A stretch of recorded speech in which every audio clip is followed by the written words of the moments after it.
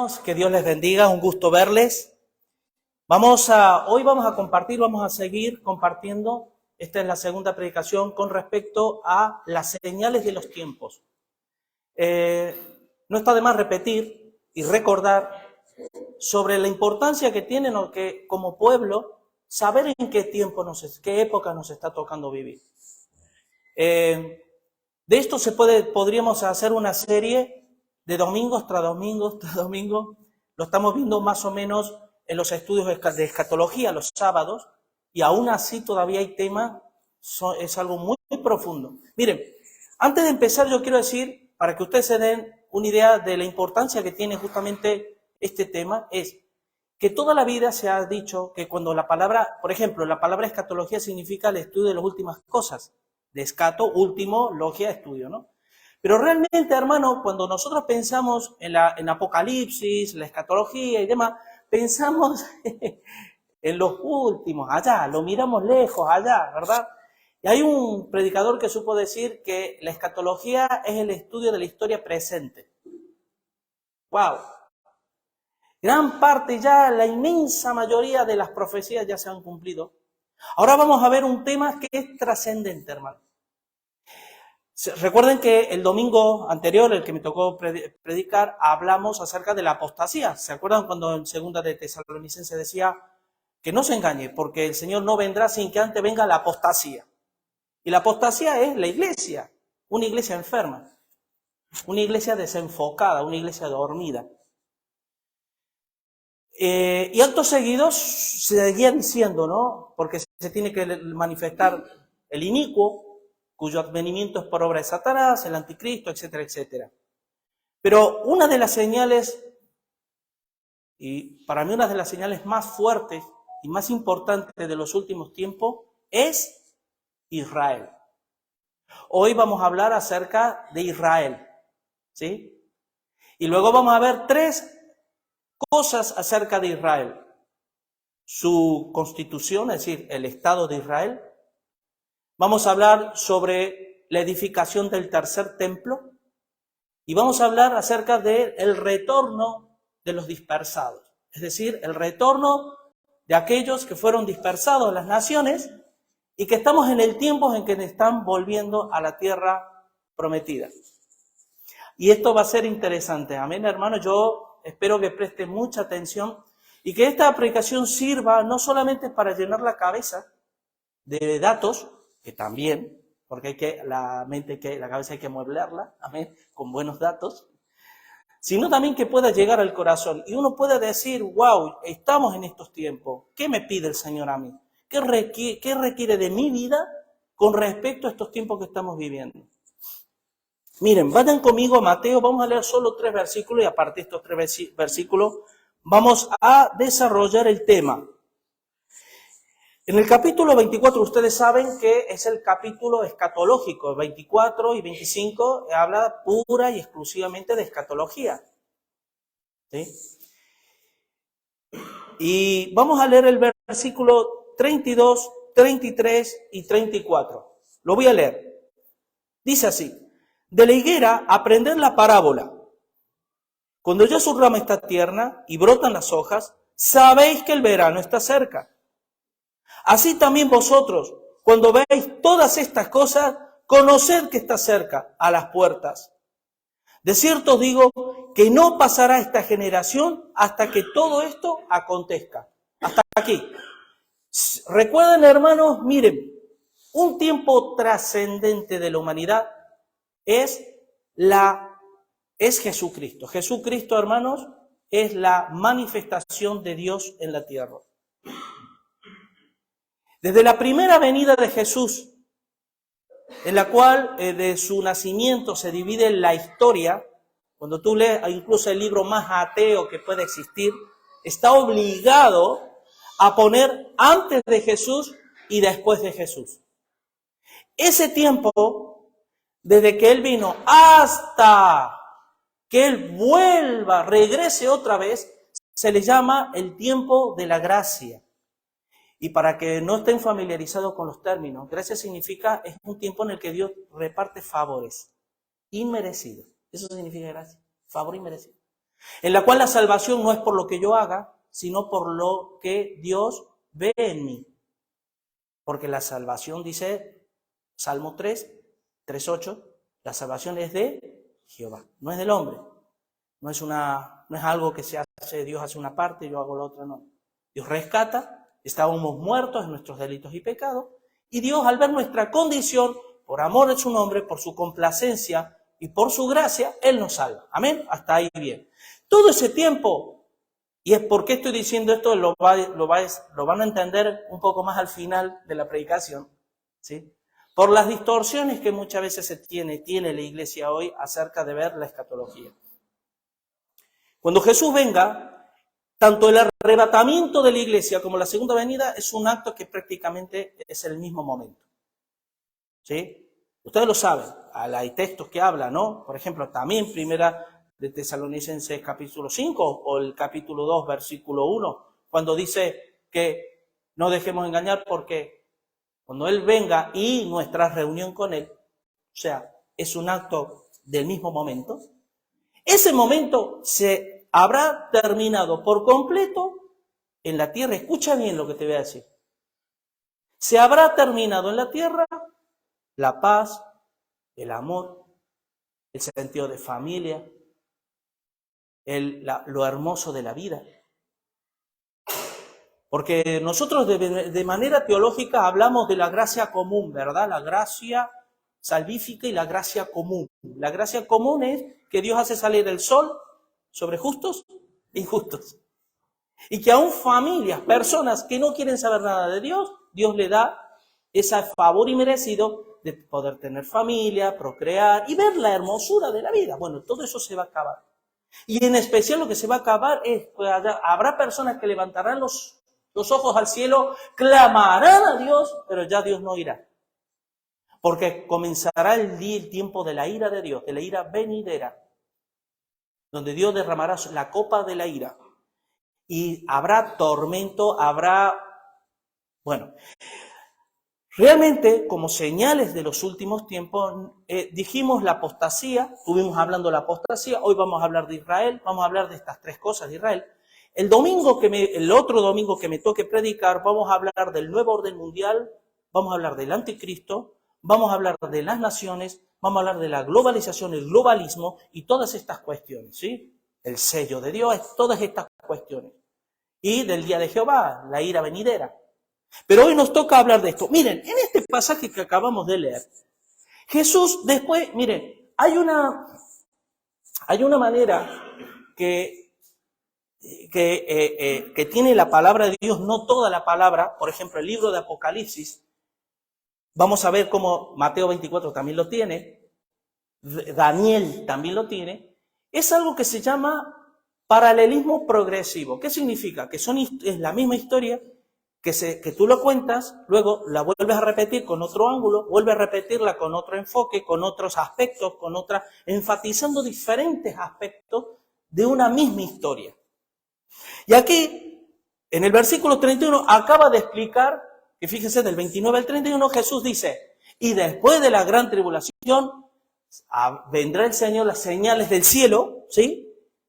Y verán al Hijo del Hombre viniendo sobre las nubes del cielo con poder y gran gloria. Y enviará a sus ángeles con gran voz de trompeta y juntarán a sus escogidos de los cuatro vientos desde un extremo del cielo al otro. O sea, el Señor viene, ¿verdad? Y realmente termina la historia ahí. Y aquí vuelve a comenzar, no es una relación, no es lo cronológico. Y aquí Mateo vuelve a decir, de la higuera, aquí se detiene, hay un punto ya aparte, y dice, de la higuera aprended la parábola. La higuera, hermanos, miren, tanto la higuera como la vid era una de los símbolos que Dios tenía para referirse a su pueblo Israel. ¿Sí? Miren lo que dice, por ejemplo, vamos a leer Jeremías 24:5. Dice así, así ha dicho el Señor Dios de Israel, como a estos higos buenos, así miraré a los transportados de Judá, escucha bien esto, a los cuales eché de este lugar a la tierra de los caldeos. Resulta, hermanos, para que podamos más o menos entender el contexto, ¿por qué Dios hace referencia a estos árboles, en este caso a la higuera? Porque la higuera, prácticamente el árbol, es un barómetro en donde Dios expresaba la salud espiritual de Israel. ¿Sí? Fíjense, vamos a leer y vamos a ver esto. Primero vamos a posicionarnos en esto. Vamos a ver cómo la higuera es Israel. Miren, por ejemplo, Juan, capítulo 1, del 47 al 48, dice: cuando Jesús vio a Natanael que se acercaba, dijo de él: he aquí un verdadero israelita. Escuchen, presten atención, que no nos distraigan los ruidos. ¿Ven? Yo estoy muy concentrado en esto, ¿ven? Y veo que algunos se distraen así, que aprendamos a concentrarnos en la palabra. Miren lo que dice. Dice: he aquí un verdadero israelita. Vamos a ver por qué Jesús le dice un verdadero israelita. ¿Sí? Porque estamos viendo que Israel será una de las señales que marca el reloj de los tiempos futuros. Y dice, y escucha: en quien no hay engaño. Le dijo Natanael: ¿de dónde me conoces? Respondió Jesús y le dijo: antes que Felipe te llamara, cuando estabas debajo de la higuera, te vi. Escucha esto. ¿Se acuerdan cuando dijo: este es un verdadero israelita? ¿Quién dijo: yo soy la vid verdadera? Jesús. ¿Sí? ¿Por qué Jesús se autonombró vid verdadera? Porque Jesús fue el Israel verdadero. ¿Por qué? Y te voy a explicar. Ahora vamos a leer otros textos que lo van a confirmar más. Y es: Israel no pudo llevar los frutos que Dios esperaba de Israel. Era un pueblo rebelde, un pueblo que constantemente amaba más al mundo que a Dios. Era un pueblo idólatra hasta el día de hoy. Yo voy a enfatizar algunas cosas muy importantes, hermanos, porque de esta cuestión hay un enredo, una confusión con respecto al pueblo de Israel y al pueblo judío. Pero Jesús aquí estaba diciendo que este es un verdadero israelita. Y en decirle que te vi debajo de la higuera es una forma muy poética de decirle es que al ser un verdadero israelita, a relacionarlo con la higuera, está diciendo, wow, es por eso, ¿no? Entonces, a entender que los judíos, cuando Jesús les dijo aprended de la higuera, entendían lo que le estaba diciendo. Porque cuando en Mateo 24 dice de la higuera aprended la parábola, los discípulos sabían que Jesús les estaba refiriendo a Israel. Pero miren lo que dice, por ejemplo, Lucas capítulo 13 del 6 al 9. Dice así: dijo también esta parábola. Tenía un hombre una higuera plantada en su viña. Escuchen esta parábola. Y vino a buscar fruto en ella, y no la halló. Y dijo al viñador: he aquí, hace 3 años que vengo a buscar fruto en esta higuera, y no la halló. Córtala. ¿Para qué no utiliza también la tierra? Él entonces respondiendo le dijo: Señor, déjala todavía este año, hasta que yo cabe alrededor de ella y la abone, y si diere fruto, bien, y si no, córtala igualmente. Fíjense que aquí el viñador, el hombre que tenía la higuera, es Jesús. ¿Cuántos años duró el ministerio de Jesús en la tierra?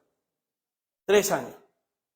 Cuando Jesús vino, al ver Israel, la rebeldía y la idolatría que tenían encima, él no vio fruto. Entonces le dijo al viñador: córtala, ¿sí? Porque está inutilizando la tierra. Cuando el viñador le dice: no, espera, vamos a esperar un poco de tiempo y la voy a acercar y abonar, es muy probable que se está refiriendo a Pentecostés. ¿Por qué? Porque cuando en los 3 años del ministerio de Jesús, Israel, ustedes saben que como pueblo, pues, no hacía más que endurecerse cada vez más contra el Mesías, al punto de que acusarlo de cosas que él no había hecho y a terminar en la cruz. Pero ¿qué ocurrió en Pentecostés? Es relevante esto, porque en Pentecostés hubo juicio y hubo oportunidad de Dios. ¿Se acuerdan lo que ocurrió en la fiesta de Pentecostés? ¿Sí? Miren, venían de diferentes partes, judíos que vivían ya dispersados en diferentes lugares, y venían en el día de Pentecostés, venían a celebrar la fiesta. ¿Y qué ocurrió en el día de Pentecostés? Que la gente estaba, venga, vamos a celebrar un año más.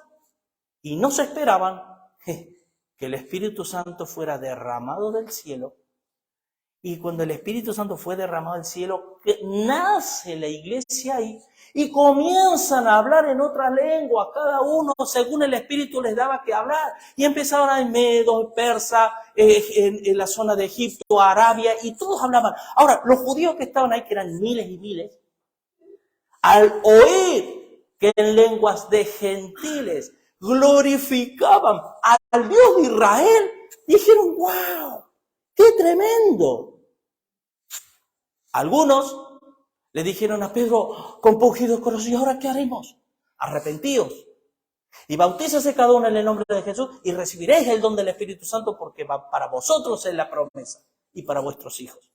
Pero los demás se endurecieron aún más.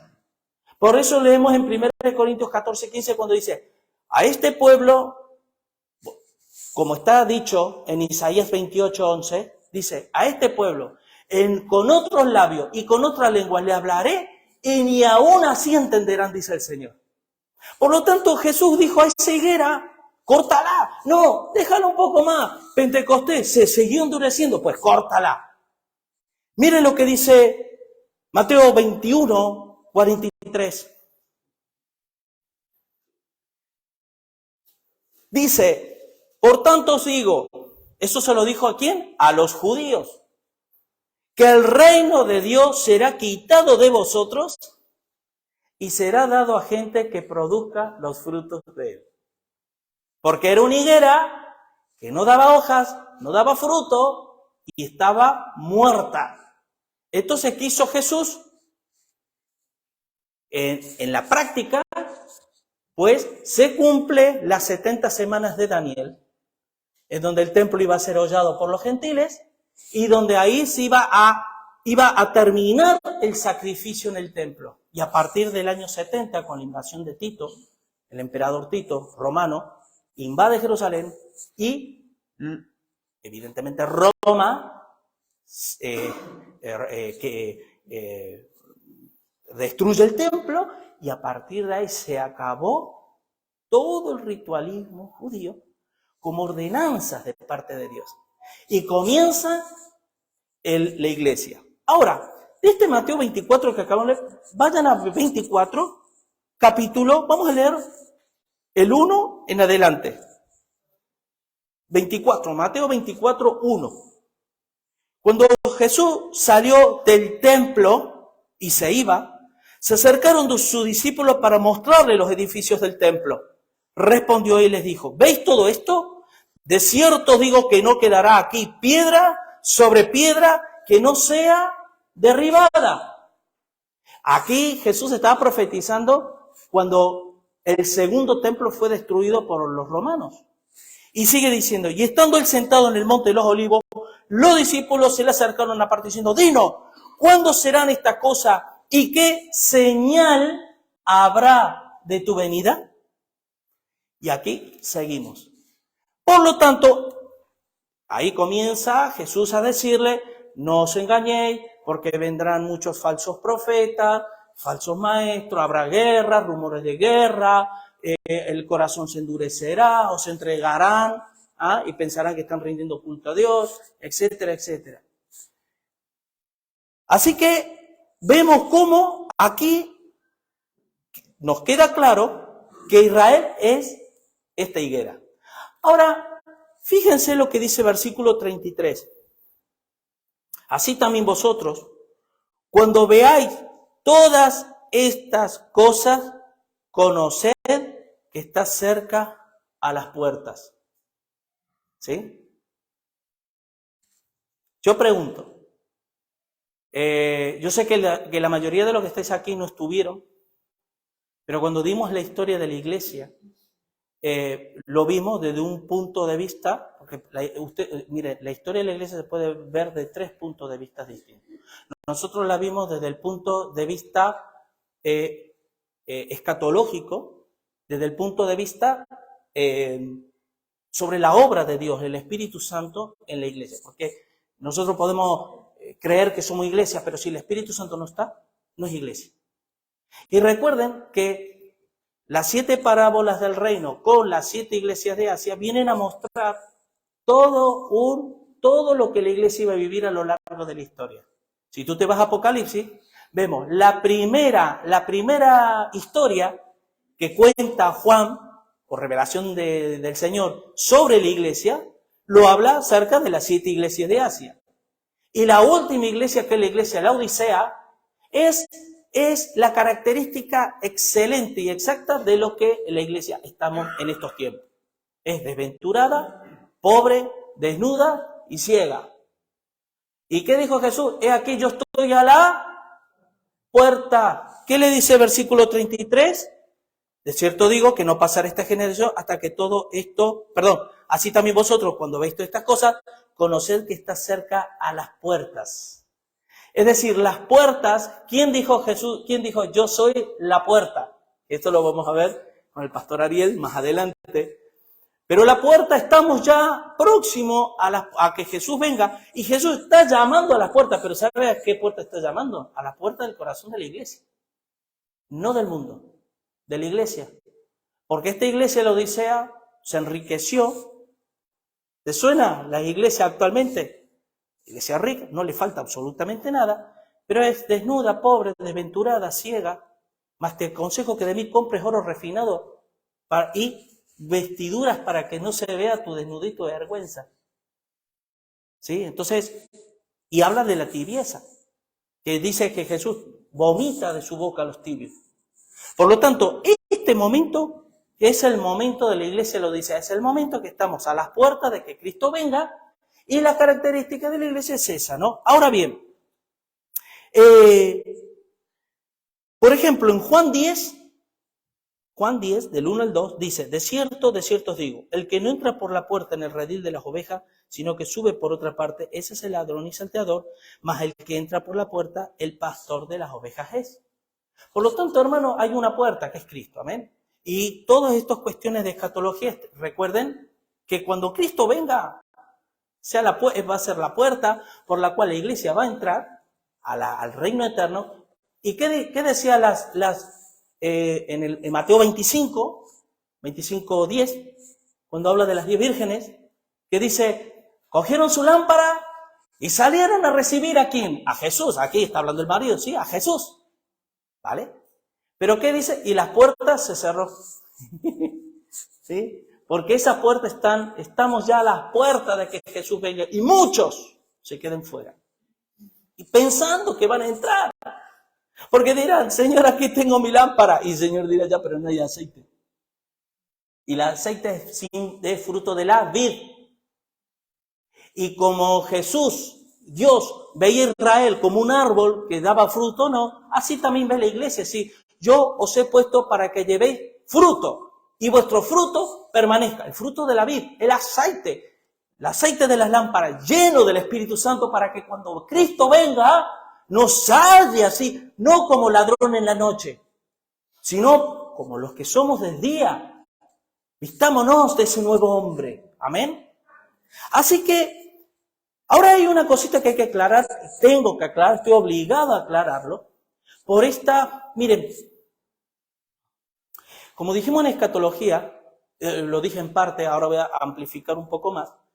Hay prácticamente 2 corrientes teológicas y muy metidas en la iglesia evangélica, totalmente erróneas, que no proceden de las filas de las reformas, sino proceden de otras cosas, Una son los judaizantes.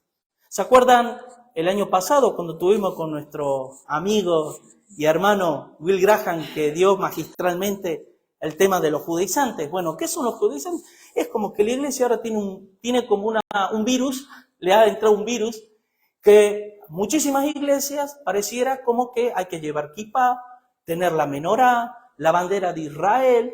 ¿Por qué? Porque son el pueblo escogido de Dios. ¿A ti te suena esto que hayas oído? Los judíos, el pueblo escogido de Dios. Miren, hermanos. Miren lo que dice Gálatas capítulo 3. 26 al 28. Pues todos sois hijos de Dios por la fe en Cristo Jesús. Porque todos los que habéis sido bautizados en Cristo, de Cristo estáis revestidos. Ya no hay judío ni griego, no hay esclavo ni libre, no hay varón ni mujer, porque todos vosotros sois uno en Cristo Jesús. Hoy pareciera, por esta corriente que se ha introducido en la iglesia, como que en los últimos tiempos la iglesia será arrebatada y los judíos se salvarán por otros medios que no sea Cristo. Porque recuerden, hermanos, si Cristo ya no está, si el Espíritu Santo se va con la iglesia, ¿cuál es el medio por la que esos creyentes en la gran tribulación van a ser salvos? Por eso yo quería que prestaran atención al principio, cuando se decía, por ejemplo, de este Natanael, este verdadero israelita. O sea, está hablando de que en los últimos tiempos, hermanos, se acabará el tiempo de la gracia con la venida de Cristo y punto. Y que la iglesia pasará por la gran tribulación. Ahora vamos a ver más textos. Miren lo que dice Efesios 2, 14 al 16. Porque Él, o sea, Jesús, es nuestra paz, que de ambos pueblos hizo uno. ¿Sí? Derribando la pared intermedia de separación, aboliendo en su carne, o sea, en la cruz, las enemistades, la ley de los mandamientos expresados en ordenanza, la ley mosaica, para crear en sí mismo un solo y nuevo hombre, haciendo la paz, y mediante la cruz reconciliar con Dios a ambos en un solo cuerpo, matando en ellas las enemistades. Ahora, esto es preciso decirlo, hermanos, porque el judío, por muy judío que sea, y ya luego vamos a ver otros aspectos que Dios ha permitido y que es relevante también, si no confiesa a Jesucristo como su Señor y Salvador, se va a perder como cualquier otro. Por mucha kippah que lleve, por mucha menorá. La menorá es el candelabro, ¿sí? Y todos los utensilios que tenían en el templo. Por más que haga todas esas. Ahora, tú me preguntarás, ¿y qué papel juega Israel en la historia? Juega un papel escatológico como una señal. Como señal, ¿por qué? Porque si bien aquí Jesús está hablando en el plano de la salvación, pero en el plano de la tierra Israel no desapareció. Eso lo vemos, por ejemplo, en Romanos 11, cuando dice el Señor, ¿acaso Dios ha desechado a su pueblo? De ninguna manera. Está hablando de Israel, no lo ha desechado. Pero ¿qué es lo que no ha desechado? Es decir, Dios, a pesar de, no por razón de, tiene que cumplir sus promesas con Israel. Y esto vamos a ir a más, vamos a ir viendo algunos aspectos. Ahora, cuando, por ejemplo, en Mateo, en el mismo Mateo 24, 14, fíjense, versículo 14, después de que habla, dice, no os dejes engañar porque habrá esto, aquello, lo otro, habrá guerra, rumores de guerra, pim, pam, pam. Versículo 14 dice, y será predicado este evangelio del reino a todo el mundo para testimonio a los gentiles, que es lo mismo que naciones. Y entonces, ¿qué dice? Vendrá el fin. O sea, ahí el judío está dentro de la misma percepción que tiene el resto del mundo. Por eso, hermano, es un error pensar, hay iglesias, hermano, que mandan el diezmo a Israel, que todos los años hacen peregrinaje a Israel, y que mientras en la época de Bush apretaba botones para largar misiles a Palestina y demás, los cristianos oraban para que Israel fuera fortalecido y Israel prevaleciera. Hermano, mucha gente inocente murieron. Y por lo que Dios nos manda a orar es a por todos. Orar incluso hasta por nuestros enemigos. A no hacer acepción de personas. Pero como esto es una política que viene de Estados Unidos, y que en Estados Unidos se infiltró la francmasonería dentro de las iglesias protestantes, y perdonen que sea pero hay que decirlo, pues resulta que la iglesia evangélica ha comido y está comiendo muchas cosas que no vienen de la palabra de Dios. No hay otro nombre bajo el cielo dado a los hombres en la cual podamos ser salvos. No lo hay. Cristo, el único nombre que es dado a los hombres, la cual No hay más. No hay más. No es ahora me tengo que a los niños hay que circuncidarlo, no, hermano. Y si hay que orar por la paz del mundo. No para que Dios prevalezca o Dios beneficie un pueblo a costa de otros. Amén. Porque los judíos, hermanos, están padeciendo su propia desobediencia ante Dios. No es casualidad, hermano, que sea un pueblo, son el 0,3% de la población mundial. Y esa es la atención de todas las naciones del mundo. Y Hitler lo sabía muy bien. ¿Sí? Y así, sucesivamente, ellos en la historia han ido padeciendo. ¿Por qué? Porque ahí está profetizado. Lo vamos a leer luego en Ezequiel. Ezequiel lo profetizó, que padecerían y serían perseguidos. No tendrían tierra propia y sufrirían él, sus hijos y sus descendencias por haber rechazado no solo al Mesías, sino a Dios toda la vida. ¿Se acuerdan cuando Moisés fue a por los 10 mandamientos? ¿Qué hizo Israel? Se hizo un becerro de oro. Y ese becerro de oro era el Dios que estaba Egipto adorando en ese momento. Y cuando tú ves la bandera, esto ya lo dije alguna vez, cuando tú ves la bandera de Israel, la estrella no es la estrella de David, hermano. Es la estrella de Astarot. Es la adoración a Júpiter. Y ese es el judío actualmente que abraza la Cábala, abraza el Talmud, que no tiene nada que ver con la Torá. Y si nosotros, ingenuos, creyentes, el pueblo de Dios, escogido de Dios, no. Los escogidos de Dios están en Romanos 8, cuando dice que a los que antes conoció, a estos justificó. Esos son los escogidos. Está en Primera de Pedro, capítulo 2, versículo 9. Porque vosotros sois linaje, vosotros la iglesia, sois linaje escogido, nación santa, pueblo escogido por Dios, para anunciar las virtudes de Dios. Israel, ¿qué papel cumple? Israel hay que mirarlo, simplemente hay que observarlo. Ahora vamos a ver muchas más cosas. Ahora simplemente es una introducción. Ahora, hermanos, miren, vamos a ver, porque aquí Mateo 24 dice algo interesante. Dice que el versículo 33 dice, asimismo, cuando veis estas cosas, conoced que está cerca a las puertas. Perdón, versículo 32. Cuando ya su rama, ¿qué dice? Está tierna y brotan las hojas, sabéis que el verano se acerca. Ahora yo pregunto, ¿cuáles son las hojas que tienen que brotar? ¿Se acuerdan cuando Jesús en una de las parábolas vino a buscar fruto en una higuera? ¡Oh! No la halló. Y dice el texto, solo había hojas. Porque no era tiempo de fruto. No era tiempo de fruto. Entonces, ¿qué hizo? La maldijo.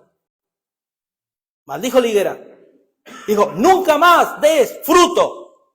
Si primero Jesús dijo, esta higuera no da, hablando de Israel, no está dando fruto, cortémosla. Amén. Digo, no, mira, que vamos a esperar. Bueno, pero ahora ya no esperó. Ahora la maldijo.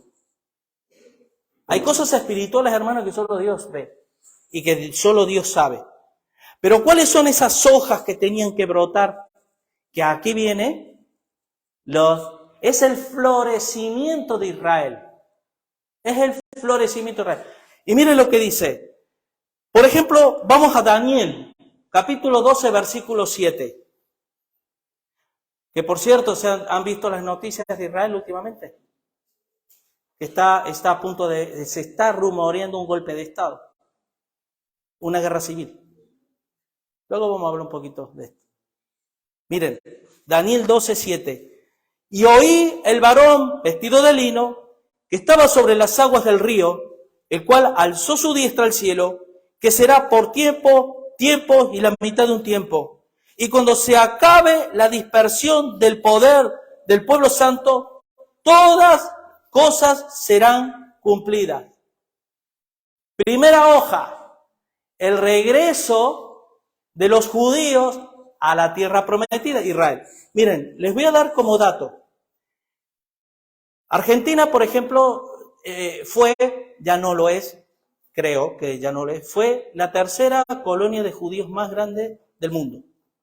En la década de los 70 se calculaba alrededor de 800.000 judíos en Argentina.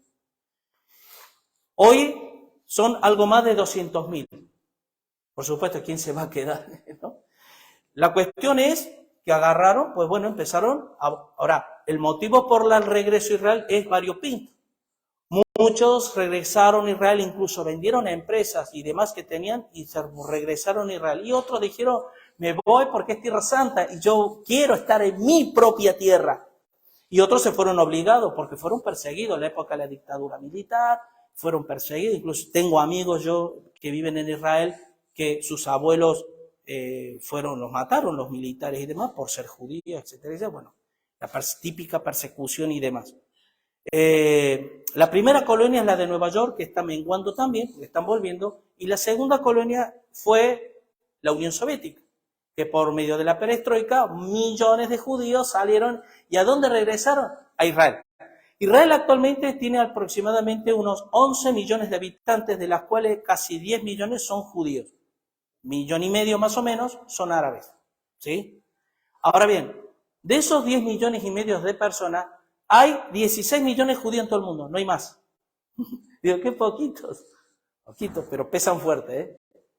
Entonces, se van multiplicando. Israel está necesitando más tierras. Entonces, ellos están ahora negociando. Y me figuro que parte de lo que está sucediendo ahora en Israel es que el ejército, que por cierto es la 10ª potencia militar del mundo, pues resulta que ahora el ejército es como diciendo, se acabó.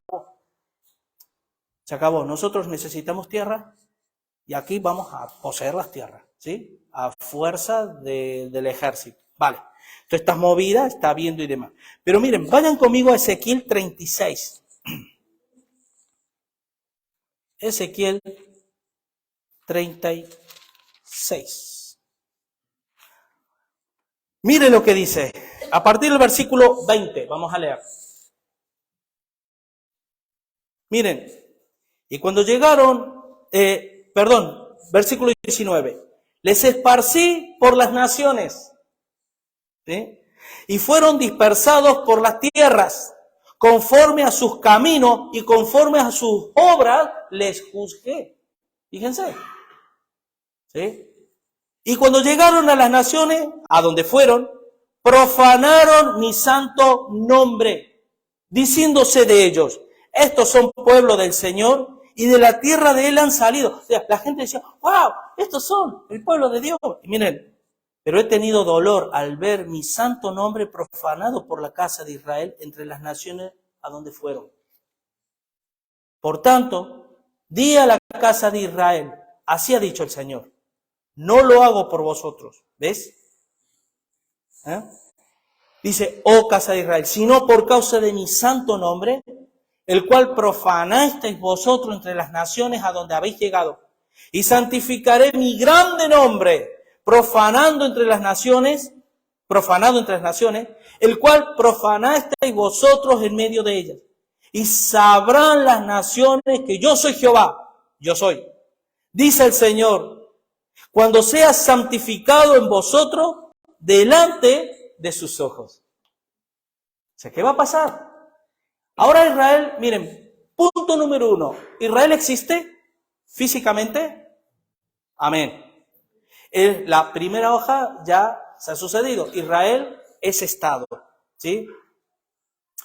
¿Y qué ocurre con este Israel? Israel, si bien es Estado, pero ahora lo vamos a ver más adelante, Israel no es absolutamente nada, es una nación más, a menos que tenga su templo. Y voy a explicar por qué. Esto lo daba yo en neumatología, porque tiene que ver. El tema del templo, hermano, ¿el templo qué se refiere? Se refiere presencia de Dios. Cuando Jesús, en Juan 1, cuando Jesús dijo, y la luz vino al mundo y habitó entre los hombres. ¿Sí? ¿Qué significa habitó? La palabra habitó es tabernáculo. O sea, Cristo era el tabernáculo entre los hombres. Cualquiera, por eso Jesús le dijo a la mujer samaritana, ni en el monte, ni en Jerusalén adoraréis a Dios, sino en espíritu, o sea, por medio mío, y en verdad. Que por cierto, Fíjense, hablando de la higuera, cuando Jesús les dice, los discípulos se quedaron asombrados y dijeron, wow, ¿cómo se secó inmediatamente la higuera? Jesús les dice, si tuvieras la fe, dice, no solo harías secar esta higuera, sino harías mover los montes. Le diré a este monte, muévete y échate al mar y lo haría. ¿Sabes por qué Jesús dijo eso? Porque la higuera es de Israel y el monte es la adoración de Israel. Y Jesús le dijo, vosotros vais a experimentar la verdadera adoración y no solamente vais a ver la higuera secar, Israel, sino vais a mover los montes. ¿Por qué hablaba del monte? No está hablando literalmente. Estaba hablando, hermano, que el monte, si para un judío el monte no es removido, pues entonces todavía sigue abrazando la ley mosaica. Pero si el monte es removido, el monte, aún más, Mateo 24, ¿dónde estaba Jesús hablando las palabras? En el monte de los olivos, el monte de la transfiguración, de esto lo hablamos, ¿verdad? Los montes de Dios. Entonces, para el judío el monte tenía que ser removido por fe, porque ya no habría ya de adorar a Dios en un lugar físico. Y para Israel, hermanos, el templo lo era y lo es todo. Pasando un poquito la historia, ¿qué ocurrió? Mire, la futura edificación es el tercer templo que Israel va a edificar. Y saben ustedes, hermanos, que en Israel hay una fiesta, que es la fiesta del Hanukkah, que es la fiesta de las luces. ¿Sabían que hay 4 años nuevos, 4 años nuevos para Israel? Uno de ellos es en el mes de Nisan, que es la fiesta del Hanukkah, las fiestas de las luces. Esta fiesta comenzaron a celebrar los israelitas para la guerra de los macabeos, 320 años antes de Cristo. ¿Qué ocurrió? Que en esa época ellos no tenían el templo. Y estaban desesperados porque venían los invasores babilónicos, destruyeron. ¿Y qué obtuvieron como recompensa? Porque ganaron la guerra. Y recuerden que para ellos, saber que Dios estaba con ellos era cuando ellos vencían en las guerras. Y Dios les prosperaba en tierras, en cosas materiales, muy distinto a Jesús, que es bendecido en el mundo espiritual, ¿no? Entonces ellos rescataron la menorá, que es el candelabro de oro, y por ella a partir de ahí comenzaron a celebrar el Hanukkah, que es las fiestas de la luz, que el mes de Nisan casualmente es el 25 de diciembre. Que nosotros que celebramos la luz de Jesús, que vino la luz. Luego ellos tienen la Pascua, que fueron rescatados, ¿verdad? Pero de estos 4 años nuevos que ellos tienen, hay dos que celebran. Uno, la Hanukkah, que es el tema del candelabro, porque para ellos es la luz del Señor, presencia de Dios en el templo. Y la otra, hermano, es la edificación del templo, que es la fiesta va, así se dice. Y ahí celebraban ellos la fiesta, que ¿qué es el va? Es el templo. Es poder edificar el segundo templo. Cuando ellos edificaron el segundo templo y Jesús viene en la tierra, se mueve con ellos y ahí les muestra, mira, Señor, ¡guau! Tenemos el templo. Y Jesús les chafa diciendo, esto no va a quedar piedra sobre piedra. Porque vosotros creéis, hermanos, miren, así, eso ya se los parafraseo yo. Jesús les dice, ¿ustedes creen que yo todavía voy a habitar en templos hechos por manos de hombre? ¿Aguantando vuestras rebeliones? ¿Soportando vuestra idolatría? No lo voy a soportar más. Se acabó. Ahora es tiempo en el que la promesa, ¿qué le prometió Dios a Abraham?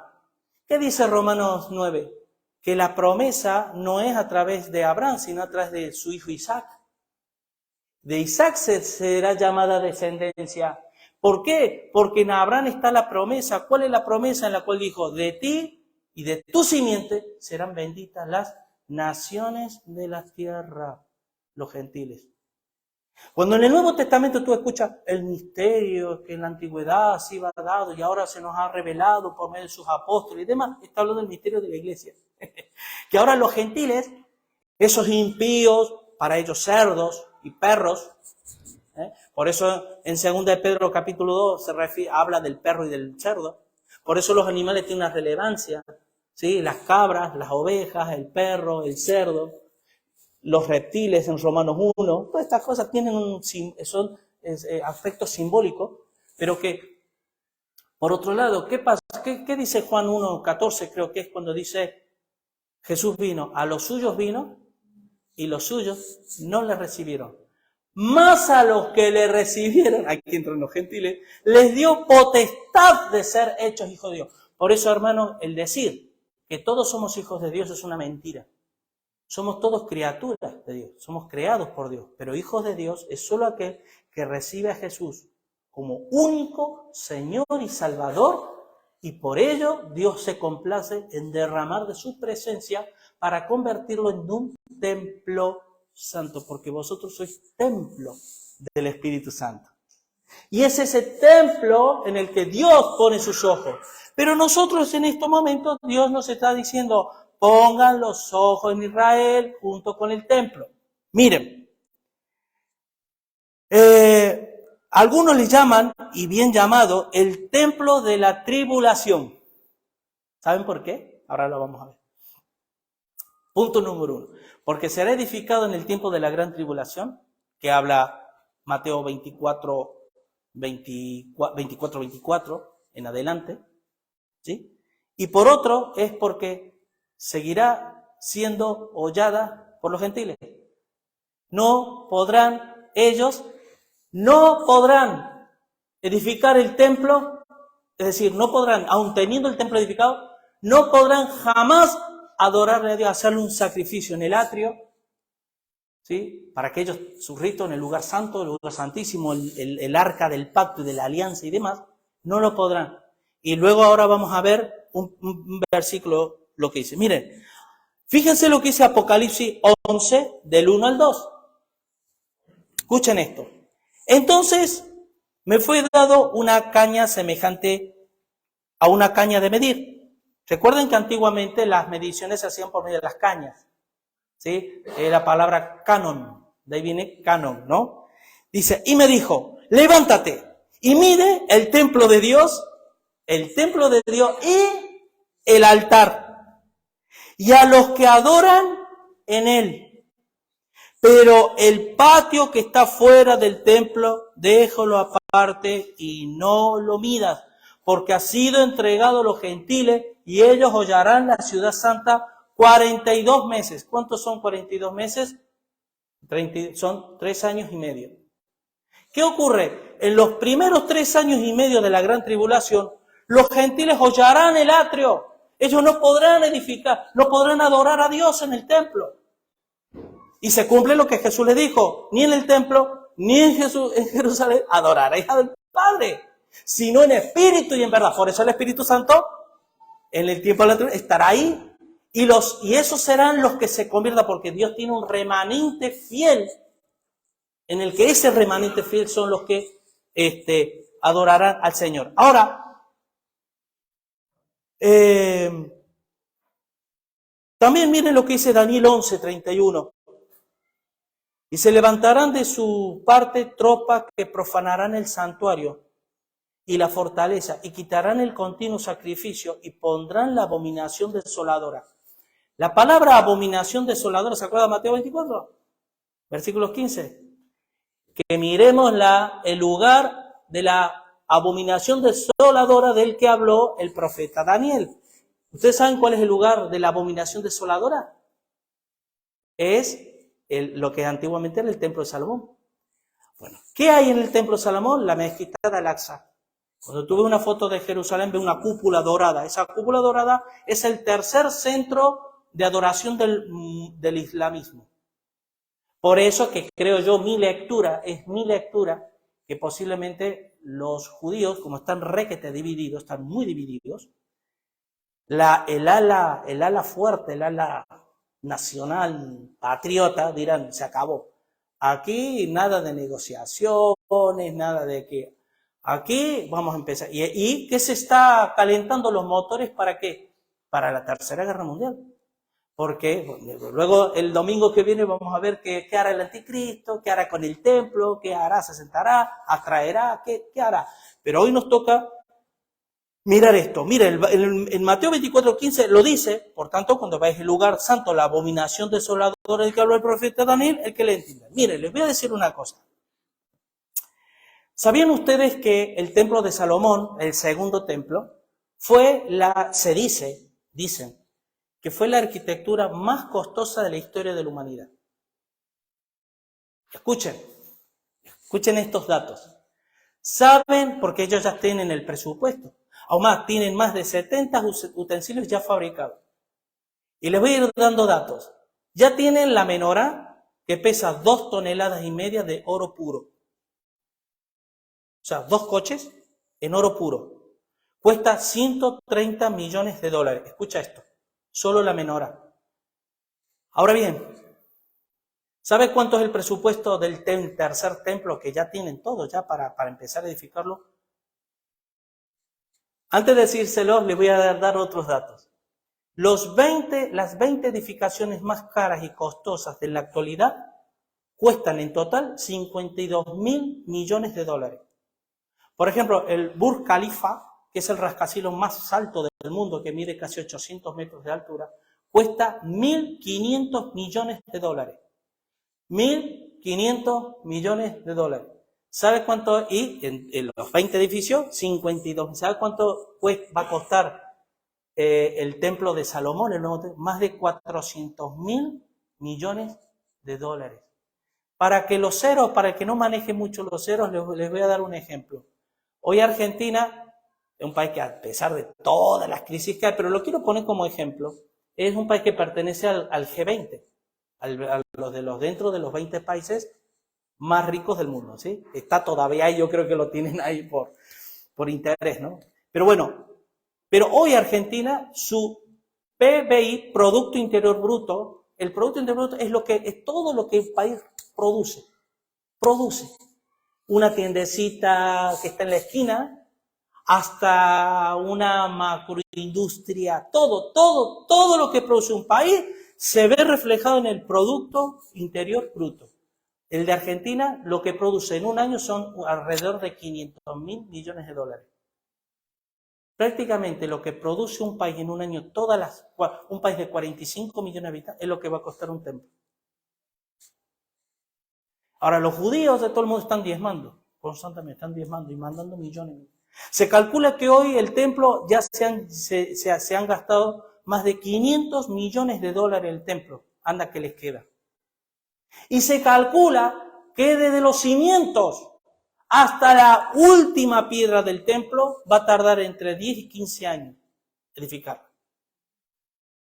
Previo a eso, para poder edificar el templo, tiene que la mezquita de Al-Aqsa ser quitada. ¿Sabe qué va a pasar cuando Israel quite la mezquita de Al-Aqsa? El tercer centro de adoración del islamismo. La cuestión, hermanos, que tenemos que prestar atención a todas estas cosas, porque en primer lugar Israel ya está, ha florecido. En segundo lugar, el regreso de los judíos están regresando, a millones están regresando. Ustedes han visto que está habiendo crisis mundial económica, está habiendo una crisis económica mundial. Y hablan de las grandes élites, ¿verdad? Bueno, las grandes élites, ¿no?, son las que provocan las crisis. La crisis no viene porque sí, o sea, además no hay crisis. No nos engañemos, no hay crisis. Las crisis las están fabricando ellos. Pero en medio de toda esa fabricación que ellos están fabricando, que lo veremos el domingo que viene, el nuevo orden mundial, etcétera, para la manifestación del anticristo y demás, ahora millones de judíos están regresando a Israel y están multiplicándose en habitantes y demás. Ahora, el templo, hermano. El problema que tenemos, fíjate lo que dice 2 de Tesalonicenses 2:4. Hablando del anticristo, este se opone y se levanta contra todo lo que lleva el nombre de Dios o es objeto de adoración, hasta el punto de adueñarse del templo de Dios y pretender ser Dios. Yo ahora hago una pregunta, y esto lo hago con un ojo crítico, como me gusta todo, porque Dios, gracias a Dios, valga la redundancia, Dios no tiene denominaciones. Dios tiene hijos. Y ve hijos aquí, ve hijos allí, ve hijos allí, aquellos que son redimidos por Cristo, ¿sí? Pero ¿quién es la persona? Y esto también es una lectura personal que yo hago, pero para que os dé, pues vamos a leer otro pasaje y vamos a ver algunas pistas que Dios nos da. ¿Quién es actualmente el que se autoproclama Dios en la tierra? ¿Cómo? La Trinidad, Santo Padre, Sumo Puente, que es Cristo, y Vicario de Cristo, el Espíritu Santo. ¿Verdad? Bueno, luego vamos a ver un dato que puede ser que además de saber de dónde viene, que se va a sentar en el templo, por eso ahora existe lo que es el ecumenismo, existen las alianzas, y Israel está bajando la guardia, está admitiendo, están reconociendo, están entrando y demás, tiene que ser también judío. ¿Sí? Y tú dirás, ¿un papa judío? Pues sí, hermano.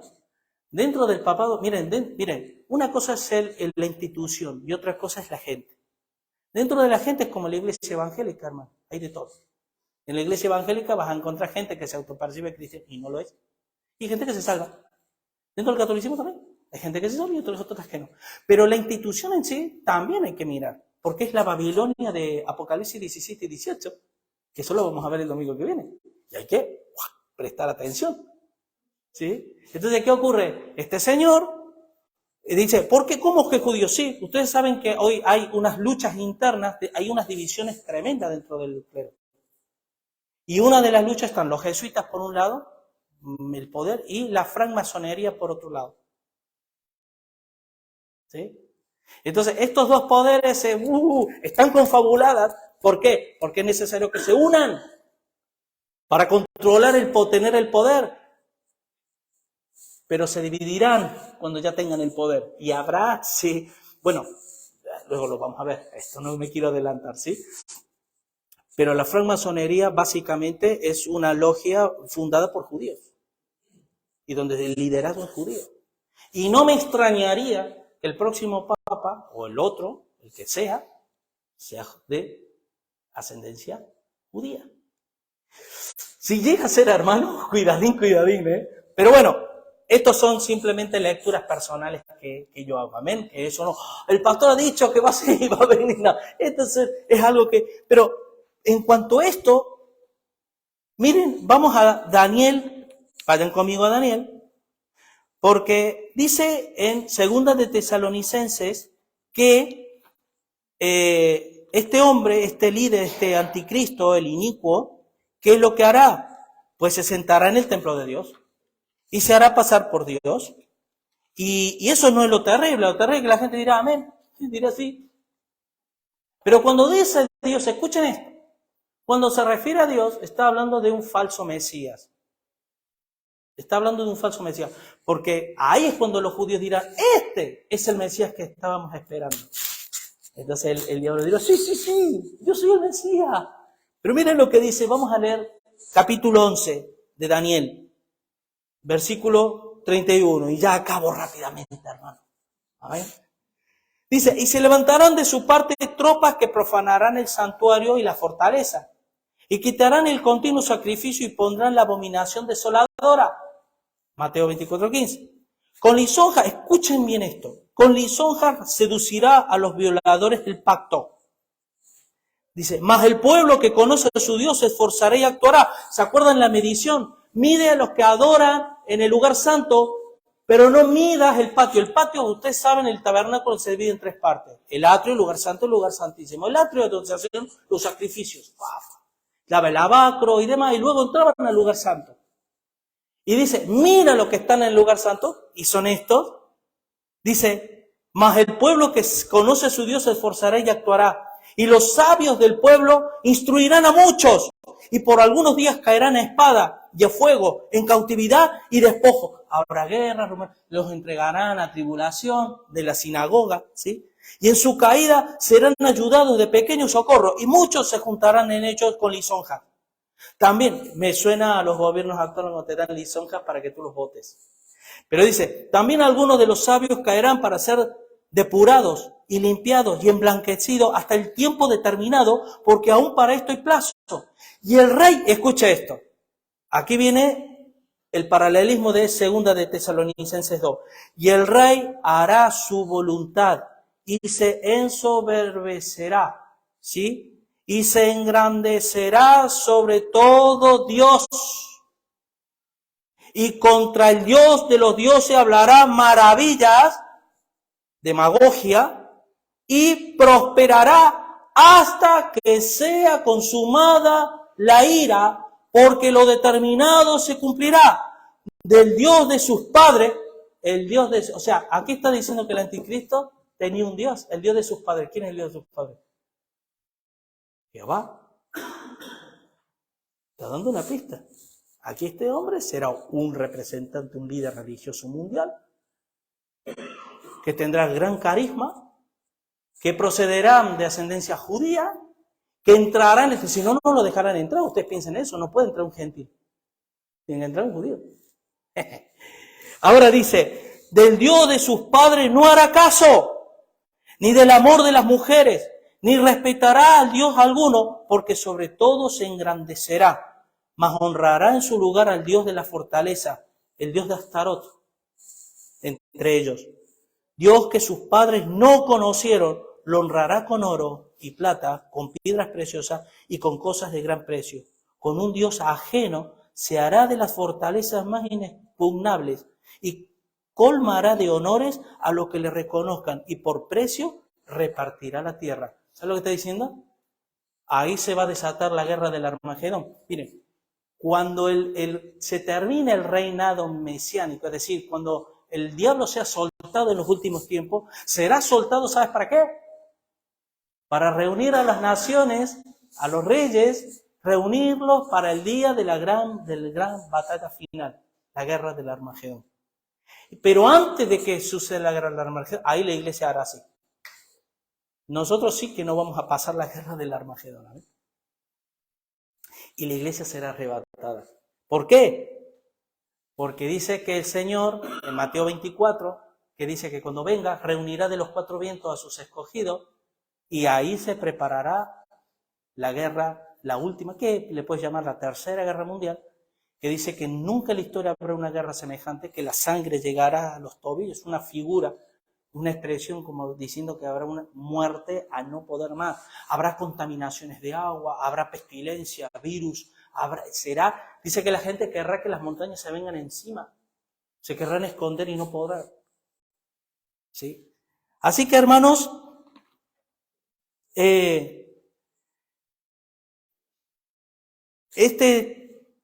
en Romanos, por ejemplo, habla, miren, y ya con esto termino. No se rían porque es verdad, hermano. Dice, y aún ellos, Romanos 11:25, porque no quiero, hermanos, que ignore este misterio para que no seas arrogante en cuanto a vosotros mismos, que ha acontecido Israel endurecimiento en parte hasta que haya entrado, ¿qué?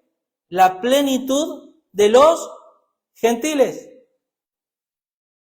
Es decir, una vez que el número de los gentiles se convierta al Señor, ¿quién será el último? ¿No?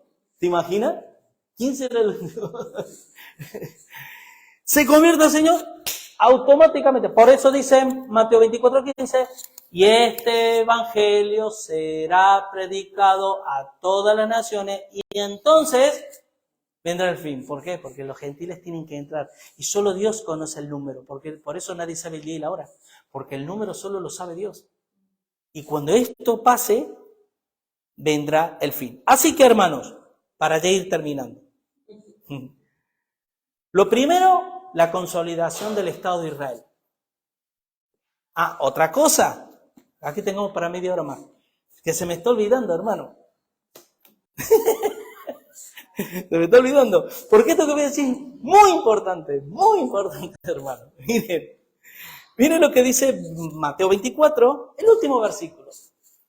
Dice, de cierto os digo, que no pasará esta generación hasta que todo esto acontezca. ¿Sabe de qué generación está hablando? No está hablando de la generación de Jesús. Está hablando de la generación del relato que está explicando. Miren Israel. Cuando Israel pase esto, esta generación de este Israel floreciente no va a pasar hasta que venga. ¿Sabe cuánto es una generación? Según Primera de Reyes, dice que una generación son 70 y a lo más 80 años. Algunos consideran que son alrededor de 100 años. Otros consideran que una generación es aquel que tiene la capacidad de ver todos sus ancestros y descendientes, verlos. ¿Sí? Uno puede ver hasta la cuarta y quinta generación, que es la cual Dios visita. Entonces, ¿qué pasa? Vamos a suponer 100 años. ¿Cuándo se consolidó el Estado de Israel? El 28 de mayo del 1947. 47 más 100, vamos a suponer. 2047. ¿Se acuerdan yo irónicamente qué fecha le daba? 2054. Esto no, hermanos, no tomen en cuenta esto. Esto es una lectura de manera graciosa que digo, porque nadie sabe. O sea, yo no sé, hermano, no lo sé. Pero yo hacía esa ecuación en forma, ¿por qué? Porque son 2000 años, desde Adán hasta Abraham, desde Abraham hasta Jesús, y de Jesús son 2006, 2018 y 2054, multiplicado, ¿no? Haciendo esa ecuación que no sé ni por qué la he hecho, pero la he hecho así, y 2054 de manera graciosa. Pero fíjense que alrededor del 2047, 2055, es la generación. No va a pasar esa generación que vea, que haya visto el nacimiento del Estado de Israel. Amén, hermanos. Estemos atentos, estemos alertas. Y en especial, no durmamos como los demás, sino estemos despiertos y seamos hijos de luz. Y estando preparados con las lámparas encendidas. No va, que dormido, vamos a dormir, yo para qué quiero el aceite y demás. Total, luego le voy a pedir. No, hermano, te va a sorprender. Te va a sorprender la segunda venida de Cristo como ladrón en la noche. Y vas a decir, ay, pero Señor, es que en tu nombre, pero el Señor, yo nunca los conocí. Ojo. Amén, hermanos. Que Dios les bendiga. Vamos a orar para terminar. Padre Santo, Señor, qué hermosa es tu palabra, qué rica que es, y cuánto, Señor, todavía se ha quedado en el tintero, Dios mío, de hablar, de profundizar de tus cosas, Señor. Padre, yo lo único que me interesa es que nos veas apercibidos, que nos veas preparados, lleno del aceite de tu Espíritu Santo, Señor, sirviéndote, preparándonos, Señor, no viviendo como viven en el mundo, Señor, sino estar siempre despierto y siempre, Señor, amando tu venida, Dios mío, porque los tiempos son malos, Señor, y los tiempos se acercan. Y tú dices en tu palabra que si tú no hubieses acortado los tiempos, nadie sería salvo, Señor, por la gravedad del asunto que será que la maldad de muchos se multiplicará y el amor de muchos se enfriará, Señor, antes de que tú vengas. Señor, que nos encuentres siempre, siempre sirviéndote.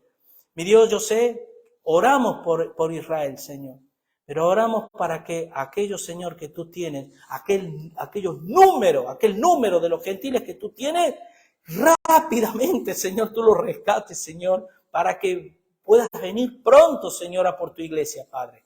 Porque lo que ha de venir, vendrá. Y lo que ha de ser, será, Señor. Por lo tanto, nosotros no podemos cambiar nada más que posiblemente, Señor, acelerar tu segunda venida.